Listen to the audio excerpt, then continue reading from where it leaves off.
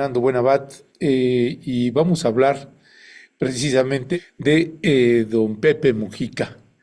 Hasta la victoria siempre, don Pepe Mujica se fue un personaje pues muy emblemático para los movimientos de izquierda, don Pepe Mujica, fue guerrillero, estuvo preso 13 años y murió a los pues prácticamente 90 años. Le faltaba una semana para cumplir los 90 años a don Pepe Mujica, que en paz descanse donde quiera que esté y que nos siga susurrando al oído, porque finalmente este hombre es de los hombres en donde uno puede tener la certeza plena que los años no pasaron por él, sino se quedaron en él. ¿Qué es triunfar en la vida? Mujica, triunfar en la vida. Vamos a escucharlo y regresamos. Esperamos ya conectados con Fernando Buenavat. ¿Sabes lo que es triunfar en la vida? Triunfar en la vida es volver a empezar cada vez que uno cae. Eso juega en el trabajo, juega en el amor, en todas las relaciones humanas. La vida está llena de tropezones y de fracasos, pero es hermosa.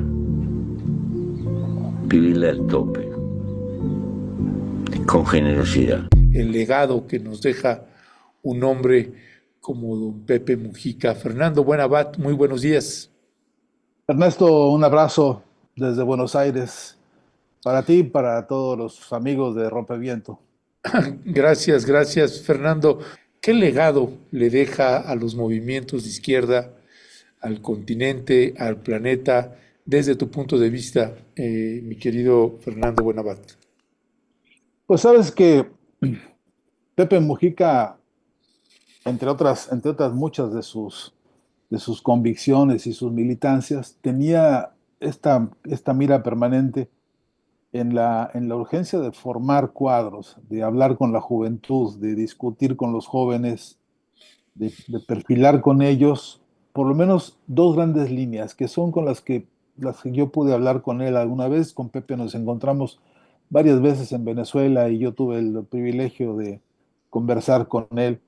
No voy a presumir que fui su amigo porque para eso se necesita otra dimensión de vínculos, pero me sentí siempre afortunado y tampoco voy a hablar de mí ahora, pero me sentí siempre yo muy afortunado y te lo cuento con los amigos y amigas de Rompeviento, por la razón de la transparencia, de su transparencia, de la nitidez con que él veía los problemas de nuestro tiempo, de la nitidez con la que él analizó los problemas de su tiempo, de sus momentos, en momentos en los que él, mucho más activo en muchos más frentes, eh, pues amasó y maduró una convicción que es, te repito, los dos bastiones. Uno de esos bastiones es que la formación política necesita de rigor, de estudio, que no se puede tan fácilmente sacar conclusiones o andar inventando panoramas o diagnósticos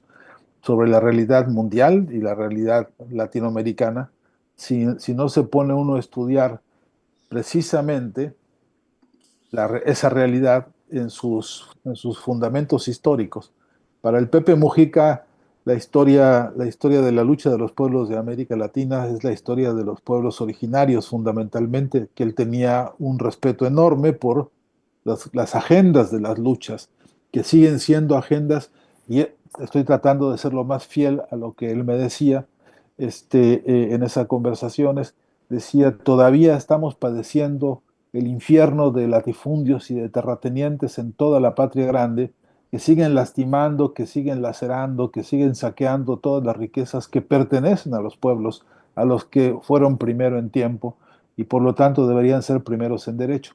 Pepe tenía esta cosa de insistir con los jóvenes, de pónganse a estudiar en serio, no a leer materiales, no a la pereza por la lectura, no a la pereza por la reflexión, no a la pereza por la escucha a los importantes luchadores y a recoger como la crema de toda esa experiencia de tantos años de luchas. Y desde luego con los jóvenes uruguayos, Pepe se esmeraba justamente en una concepción de poder esculpir la historia con la herramienta del poder que emana de la organización popular de la base. Y eso no se consigue si no se lo conoce realmente, si no se conoce sus tiempos, sus alientos, sus emociones, los cansancios, incluso los retrocesos, las fatigas de los pueblos, pero también la extraordinaria lección histórica, Ernesto, que significa recomponerse de las derrotas. Él pensaba, lo dijo muchas veces en una de sus tesis más incluso conmovedoras, es que la victoria no significa más que recomponerse de la derrota, saber ponerse de pie y seguir en la batalla, pero no seguir en la batalla sin antes haber revisado errores, haber revisado tropiezos. En eso su experiencia, su larga vida, sus largas importantes conversaciones con cientos de miles de líderes en todo el planeta que lo conocieron, que lo reconocen y que hoy lo lloran pues en este momento de duelo. Así que en ese sentido creo que sí que es importante replantearse que esa línea importante de la formación de los jóvenes y de todas las militancias con conocimiento profundo, con estudio exhaustivo y siempre enamorado de la historia de las luchas de los pueblos, creo que es uno de sus legados más importantes. Y el otro legado, Ernesto, para sintetizarlo en dos o tres palabras, es el legado de la actitud, de la conducta, de la ética como el fundamento de la vida política. No, él tenía bien clara, no confundía la grilla con la política, ¿no? Pepe en eso creo que siempre, a mí me llamaba siempre la atención que él hacía estas distinciones. Es decir, una cosa es el chismerío ese como de la grilla, de los decires, de los chismes, incluso de las bajezas, de las canalladas, de las trampas, del hablar a espaldas del otro, todo eso que algunos confunden con la política. Y él decía, nada de eso, la política con mayúscula es otra cosa. La política con mayúscula es una convicción ética profunda de entregar todo lo mejor, construir todo lo mejor entre todos y para todos, que conecta con, bueno, con las tesis más importantes de las luchas revolucionarias a lo largo de la historia de la humanidad, pero sobre todo del siglo XX, en la que Pepe fue pues un hombre que se jugó el pellejo, ¿no? No hay ocultamiento en su convicción como Tupamaro de las tareas que había que hacer y que enfrentar al costo que fuera.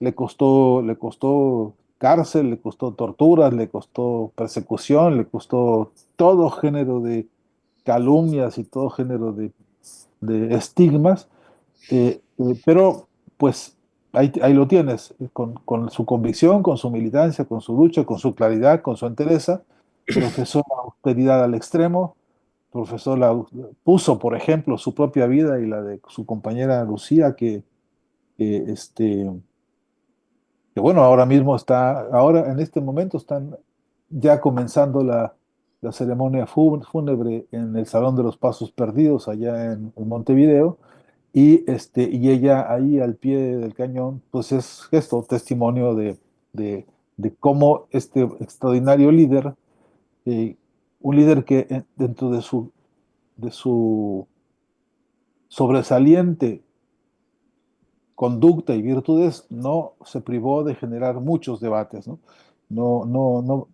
No creo que se merezca Pepe la falta de respeto de convertirlo en santo por haber fallecido. Pepe era un hombre al que le gustaba debatir, al que le gustaba sembrar incluso algunos huracanes para discutir cosas. En sus años recientes hay capítulos enteros de esto, pero en ningún momento uno podría sospechar de Pepe de querer generar debates o discusiones por deslealtades o por olvidos o por todo lo contrario. Me parece que ratifica su claridad, su convicción y su rectitud, pues, ante su manera de entender la vida y la lucha, ¿no? Ya, gracias Fernando Buenabad.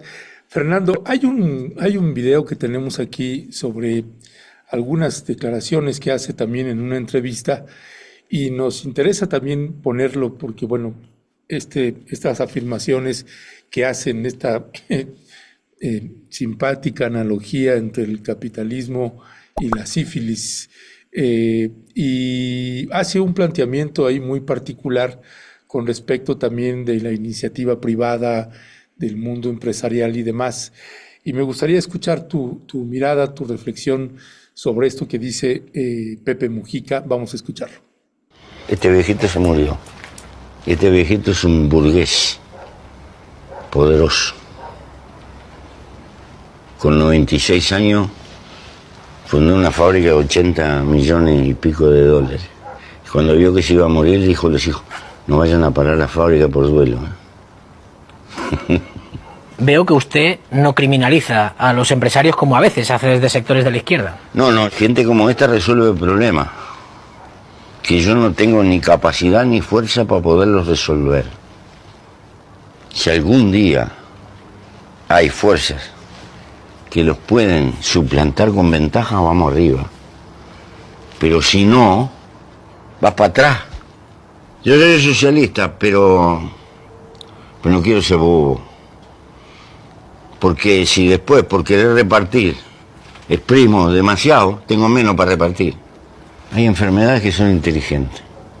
La sífilis nunca mata a la víctima. Porque si mata a la víctima no tiene que vivir.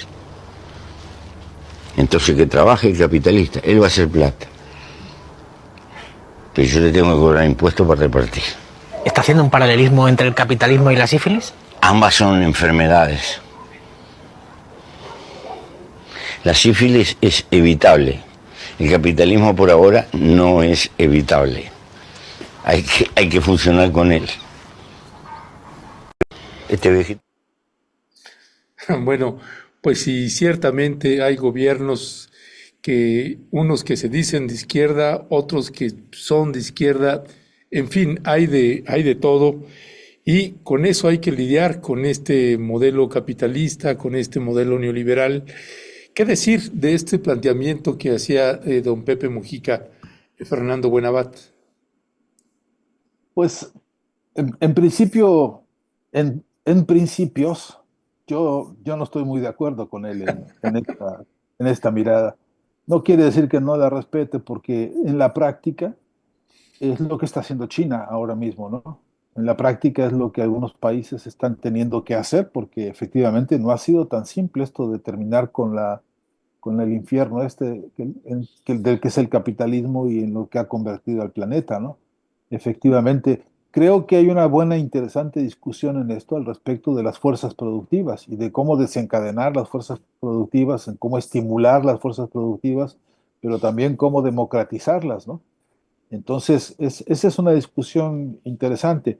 Eh, no, no, no se puede estar, creo yo, del todo de acuerdo con esa, ni siquiera con esa metodología que él sugiere, porque ellos no son tontos. El capitalismo no está compuesto por niños de pecho, no es un club de aficionados que así alegremente se dejan cobrar impuestos, ¿no? Él sabe, el Pepe lo supo muy bien, cuántas jugarretas, cuántas suciedades la burguesía hacen en todo el mundo para eludir los impuestos, justamente para no pagarlos, o pagarlos incompletos, o pagarlos siempre tarde, o no corresponder de ninguna manera a los países que les ofrecen tanta riqueza como la riqueza natural y la riqueza de la fuerza de trabajo. De modo que hay quizá un poco de ingenuidad en lo que dice Pepe ahí. No obstante, te digo, el desacuerdo, el debate no es pleito, ¿no? No significa, no es lo mismo debatir que pelearse. Creo que él tendría, si estuviera pues ahora para responder, para repostar esto que estamos diciendo, seguro él tendría argumentos recogidos de muchos, de lo empírico, ¿no? De los hechos mismos, de ver a China convertida hoy, por ejemplo, en una gran potencia económica, en la que se habla del socialismo al estilo chino, que permite el desarrollo de un montón de formas del capitalismo, no una sola, no solamente la forma monopólica, muchas otras formas del capitalismo combinadas con otras formas del cooperativismo, etcétera. Eh, el asunto es muy bien complejo, pero creo que por lo menos esta alegoría que él plantea, esta comparación con la sífilis, este, algo tiene incluso de derrotista, ¿no? Como de resignación. Entonces, bueno, pero en todo caso, tres o cuatro análisis, o en todo caso, esta síntesis que el análisis que él propone, ni con mucho representa toda la otra obra, todo lo otro hecho y todo lo otro dicho por el Pepe Mujica a lo largo de su vida y de su lucha, ¿no? Así que yo lo dejaría en su tamaño, lo dejaría en cómo está, lo dejaría incluso en lo anecdótico, antes de que, por cierto, ese debate y ese tema se pueda y se deba profundizar mucho más, porque creo que al calor de eso también, algunos engaños y algunas confusiones muy grandes se han tenido y han sido errores costosísimos para nuestros pueblos, ¿no? Así es, Fernando Buenabad. Pues bueno, yo lo colocaba y te colocaba este fragmento de video de Pepe Mujica, porque yo tampoco coincido mucho ahí con el planteamiento que él hace, y más cuando uno lo ve en terrenos, en el terreno, de cosas que sí se podrían hacer y que se ha gestado también un mito de que no se puede combatir algunos demonios que luego están en diversos países, pero esa es otra historia que ya podremos abordarla a profundidad. Un hermoso, bello legado que dejó don Pepe Mujica y que sí, en una charla, esto que yo veía eso, decía, híjole, poder tener ahí al Fernando Buenabad, tener a Pepe Mujica y poder dialogar y que pudiéramos haber hablado, conversado sobre estos temas, hubiera sido lindísimo. Pero bueno, se nos fue. Un abrazo a donde quiera que esté don Pepe Mujica. Déjame pasar al otro tema para también dejarte ya ahí con tus amistades, en donde estás, Fernando. Tremendo discurso de don Lucho Arce, el presidente de Bolivia. Hay pues una sorpresa para muchas personas sobre esta decisión de bajarse de la contienda electoral y que bueno, pues está sacudiendo por todos lados ahí. Hay una respuesta de Evo Morales en un sentido pues distinto al de Luis Arce. Él dice, no, eso yo no lo decido, lo decide el pueblo. En fin, hay posturas distintas. ¿Cuál es tu lectura, Fernando Buenabad, desde mi punto de vista, un discurso histórico, el que nos dio el día de ayer Luis Arce, el presidente de Bolivia? Pues es una fase nueva, Ernesto, de un largo debate que ha habido en Bolivia y entre el presidente Lucho Arce y el expresidente Evo Morales. Yo he podido participar de algunas de las mesas de negociación que se han suscitado en distintos países para conversar, para la búsqueda de vías de acercamientos y de reflexiones políticas y geopolíticas, tomando en consideración al menos dos premisas, Ernesto. Este debate, esta posición del presidente Lucho Arce y la propia posición de Evo Morales, eh, no se pueden estudiar, analizar ni entender siquiera si no vemos un poco la geopolítica, este, Ernesto, si no tomamos en consideración las tres o cuatro líneas más brutales de la ofensiva contra el pueblo boliviano, emprendidas por el imperio norteamericano, y, y los riesgos concomitantes a producto de alguna decisión que pudiera ser apresurada o demasiado enconada, ¿no? Pensando pensando en ese país, en su historia, pensando en la historia reciente de Bolivia, de las cosas extraordinarias que ese proyecto socialista revolucionario ha conquistado.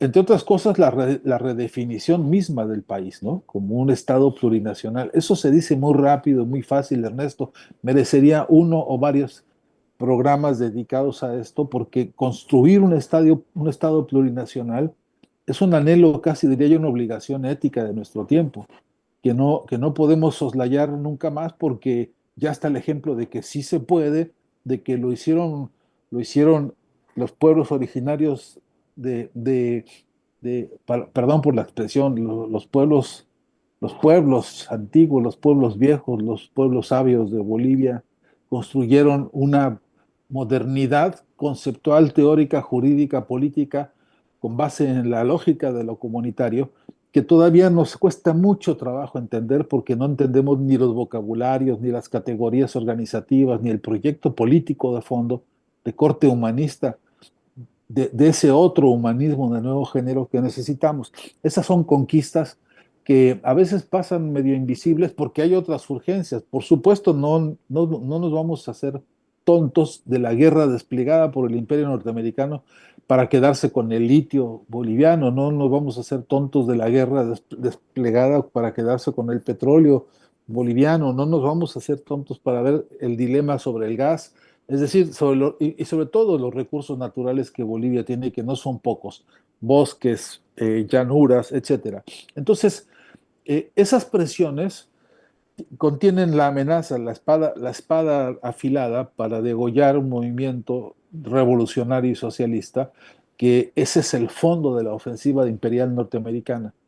Y si adentro hay divisiones, si estas divisiones internas no calculan el riesgo de debilitarse y de abrir, pues, fisuras por las cuales se filtren los muchachos de Santa Cruz, por ejemplo, Camacho y toda la playa de nazifascistas que ahí no solamente sobreviven, sino que están armando toda una batalla interna para destruir, ni bien puedan, el proyecto revolucionario boliviano que estamos viendo. Entonces, sí que es importante el discurso del presidente Lucho. Arce. Y sí, sí, Lucho Arce, porque encarna una declaración potente que dice, yo no voy a ser factor de fisuras, ¿no? Yo no quiero ser el que pavimente la autopista rumbo a una situación tan criminal como la que ya han anunciado los muchachos estos de Santa Cruz. Digo, los caracterizo a ellos porque son, digamos, uno de los rostros internos más violentos y virulentos que hay, y no lo digo por suposiciones, lo digo porque los hechos así han sido. Eh, tanto en Cochabamba como en La Paz, como en cada uno de estos territorios donde hay fuerzas organizadas, si me permites decirlo, fuerzas armadas con la razón y con otros fierros que también han sabido acumular. Ahí lo que se presupone es que no va a ser tan simple, ni va a ser tan pacífico, ni va a ser tan tranquilo una situación producto de una fisura. Entonces, la declaración del presidente Lucho Arce, el llamado que él incluso hace a que el propio expresidente Evo Morales también desista de su candidatura, nos pone en un dilema, otra vez en un dilema que es como el huevo y la gallina, ¿no? ¿Qué hacemos entonces? ¿Qué candidatura tenemos que sea capaz de reflejar, de expresar a todas esas diversidades que encontraron primeramente en Evo Morales, el referente que encontraron para la unidad, para la consolidación del Estado plurinacional y todo lo que eso conlleva, y luego la seguidilla de problemas que se han presentado, porque no seremos tampoco tan necios de no ver que sí que hay problemas económicos muy serios en Bolivia, que sí que hay incluso ha habido faltante de alimentos en algunos momentos, y que la recomposición que el propio Lucho Arce ha hecho en términos de economía, cuando era economista, cuando era ministro de Economía con Evo Morales y ahora durante su presidencia, lo que es cierto es que Bolivia ha tenido descensos significativos en términos de su calidad y de su potencialidad económica. Entonces, estamos en un dilema serio, Ernesto. El discurso a mí me parece muy importante porque nos devuelve al escenario del debate continental, la importancia, la trascendencia de Bolivia, pero sobre todo la importancia y la trascendencia de preguntarle a ese pueblo para dónde van a ir, para dónde quieren ir, para dónde pueden ir en condiciones como estas, de pedir desistimiento de ambos. Eh, no es ilógico que Evo Morales conteste que lo decida la gente, eh, que lo decida la gente, pero de manera organizada, porque no es una consulta para ver qué jabón me gusta más, para ver qué pasta de dientes es más sabrosa. No es una consulta perdón por el ejemplo tan parvulario, pero solo para poner en el extremo la cosa y poder decir que la profundidad del debate ya excede, Ernesto, al propio pueblo de Bolivia, ¿no? Que esto tendría que ser también una consulta continental. Hay organismos, hay herramientas, hay alianzas, hay acuerdos incluso económicos, políticos, sociales, culturales, regionales, que tienen una envergadura extraordinaria en lo que se ha venido haciendo en los años recientes y que creo que es la hora de llamar a todo el mundo a intervenir, a participar, a colaborar con el pueblo propio boliviano para, para dirimirlo. Me ha tocado, Ernesto, te lo digo con cautela, incluso estoy siendo muy cauteloso porque en las mesas de la negociación de las que he participado se han mostrado posiciones distintas, posiciones obviamente muchas irreconciliables. Yo seguiré siendo absolutamente respetuoso de todas ellas porque habiendo participado como observador, incluso estoy obligado a ser muy cauteloso con lo que se ha conversado. Pero lo que sí puedo decirte es que tenemos que excede mesas de negociación, que excede momentos históricos y que excede un poco también los análisis que puedan hacerse del muy corto plazo, en el que hay que poner a salvo otras muchas cosas. En primer lugar, la tranquilidad, la estabilidad y la paz del pueblo boliviano y que eso necesitamos intervenir todos. No creo que, como no ha pasado en los años recientes, en el debate que hay interno entre Lucho y Evo, haya podido encontrarse una solución. Pero el problema es que contextual, geopolíticamente, las presiones hoy son mucho más grandes. La virulencia y la locura de Donald Trump respecto a arrebatar, arrebatarle las riquezas a los pueblos, todas las riquezas a los pueblos, y además el pleito contra China, que también en Bolivia tiene un escenario agudo, complejo, nos obliga, Ernesto, a meternos todos en este asunto, pero no como opinólogos, sino como organizaciones diversas de distintos países, de distintas organizaciones en todos los planos, y tratar de hacerlo rápido, porque estos tiempos se consumen. Ya, Fernando Buenavat me recordaba alguna vez que me invitaron a hacer una gira para exponer la situación que pasaba en el territorio indígena de Chiapas, que estaba la guerra de contrainsurgencia y demás. Hablamos del año 2008 y me tocó estar en Suiza. Era un 1 de mayo, había una marcha multitudinaria, muchos migrantes y demás. Así que fortuitamente en el espacio donde me tocó dar la charla estaba lleno, atiborrado, y se levantó una señora venezolana y me dijo, ¿por qué el comandante Marcos no apoya a nuestro comandante Hugo Chávez? ¿Por qué están en contra de Hugo Chávez y demás? Y palabras más, palabras menos, yo le respondía a la señora, mire, pues eso habrá que preguntarle al comandante Marcos y a los zapatistas. Yo no puedo hablar por ellos, sí puedo hablar por mí y decirle que claro que eh, pues algunos políticos siempre representan algunos dilemas éticos. Por ejemplo, yo no estoy tan de acuerdo en que un presidente se reelija una y otra y otra y otra y que no pueda emerger otras figuras, otras personas de ese país. Pero tampoco puedo negar el papel fundamental que tiene Hugo Chávez en el continente americano y en el cono sur, y que desde mi punto de vista ha sido un actor fundamental en un contrapeso a la hegemonía de los Estados Unidos, y que pues yo estoy contento de que esté un personaje como Hugo Chávez, a que no esté, pero no estoy de acuerdo en que se tenga que estar religiendo y religiendo y religiendo hasta el infinito.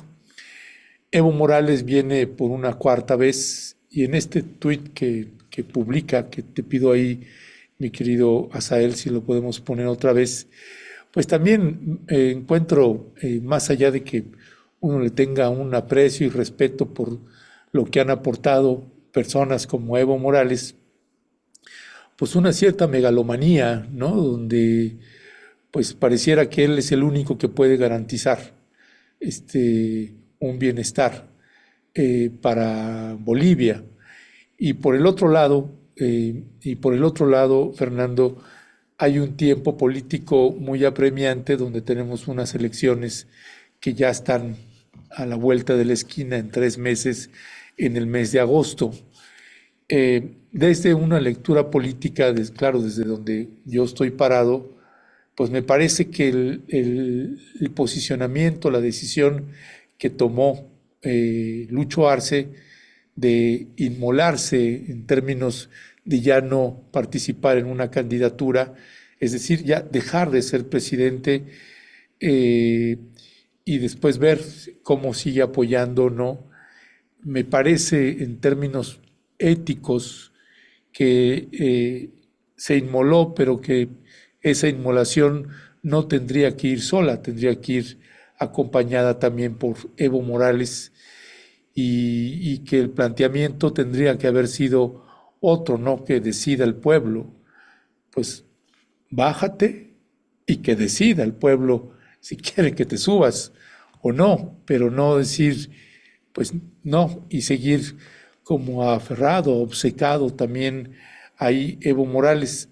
Me quedó claro el papel que has jugado también en estas negociaciones y la discrecionalidad que tienes también, que estás obligado también para no traicionar ahí acuerdos éticos.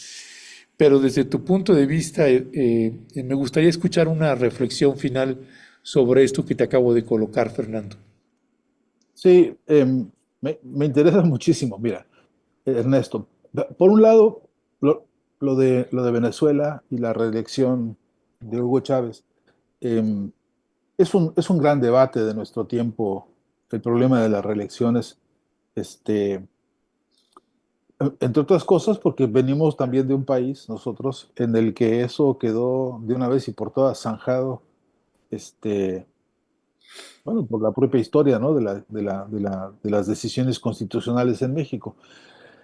Y así como aprendimos nosotros al sufragio efectivo y no reelección como un mandato constitucional irrompible, resulta que en otros países el mandato constitucional es otro. Y que ese mandato constitucional, y yo sé lo que te digo, en el caso particular de Venezuela, ha pasado por consensos populares verdaderamente legitimantes y además legalizantes. Sí hubo y sí se ha mantenido un proceso ahí de aprobación popular de la lógica constitucional del sufragio efectivo y la reelección venezolana. Y creo que también hay unos márgenes en los que a mí me pone freno el hecho de decir, pues si la decisión que tiene este pueblo es esa, y la elección, pero además porque no es una elección al antojo, como bien usaste el término, de una megalomanía para el caso de Chávez, sino porque en realidad no había otro que tuviera ni el arrojo, ni la voluntad, ni la decisión, ni los resultados que se obtuvieron en esa coyuntura, que por cierto no se puede comparar con otras, ¿no? No voy a ser yo Sí, sí, ahora sí, sí, quien, sí, quien se meta concuerdo a con eso. eso. Entonces, hasta ahí con esta reflexión. La otra es que sí que creo que un sistema de consulta también comienza por poner el piso parejo, ¿no? Eso me parece que efectivamente es lógico y que realmente es necesario y me parece que sí, que ante la decisión del presidente Lucho Arce de decir no participo más, lo lógico sería que todos dijeran no participamos otros y que entonces el sistema de decisión fuese el que fuese, atrajera al que se decidiera, incluidos ellos, porque ¿qué pasa si en ese proceso de decisión este, la gente voltea y dice, pues quiero que sea Lucho, ¿no? Aunque él diga yo no, el otro problema es qué es lo que yo quiero frente a una otra circunstancia que es qué es lo que se necesita. Ernesto, Y ahí abro un pequeño paréntesis que a mí siempre me ocupa alguna reflexión. Estamos en condiciones de una guerra. Nosotros no estamos viviendo en un país en el que libremente podemos elegir, en el que libremente podemos optar. No vivimos en una región latinoamericana en la que tengamos las condiciones idóneas para que eso se verifique la voluntad popular de manera libre, entre comillas, sino que respondemos como podemos con las herramientas que tenemos, respondemos como podemos con los líderes que tenemos. Decía Sánchez Vázquez, entre lo deseable, lo posible y lo realizable, resulta que hay una coyuntura en conflicto, que hay una lucha de clases desmesurada, abierta, descarnada y criminal como la que vivimos todos los días, y que los pocos líderes que nacen, muchos de ellos, acabamos de decirlo del Pepe Mujica, se convierten en inigualables, porque, a ver, sácate otro Pepe Mujica de Uruguay ahora mismo para, para, para que conduzca, qué sé yo, a algunas de las instancias ministeriales, ¿no? Hoy mismo el propio presidente de Uruguay, este, llamando, pues, siente que perdió una brújula que era como imposible no consultar, imposible no acudir, imposible no contar en las filas, porque en eso ya se vuelven insustituibles y en eso hay una especie de voto estratégico, si me permites, una reelección política permanente respecto a esos referentes, ¿no? Ya sé que no es lo mismo a lo que tú te estás refiriendo, pero sí que creo que son factores muy determinantes. Eh, sí creo que por último, para ver si conecto a fondo con lo que tú estabas planteando, este, sí creo que hacen falta gestos, no solamente los gestos, sino decisiones políticas muy de fondo que pongan al lado toda controversia, toda diferencia y todo encono personal que lo hay entre estos dos líderes bolivianos, que pudiera ponerlo al lado para decir el problema está aquí, ¿no? El problema real es este. Y el problema real es que está en juego el futuro inmediato del pueblo boliviano.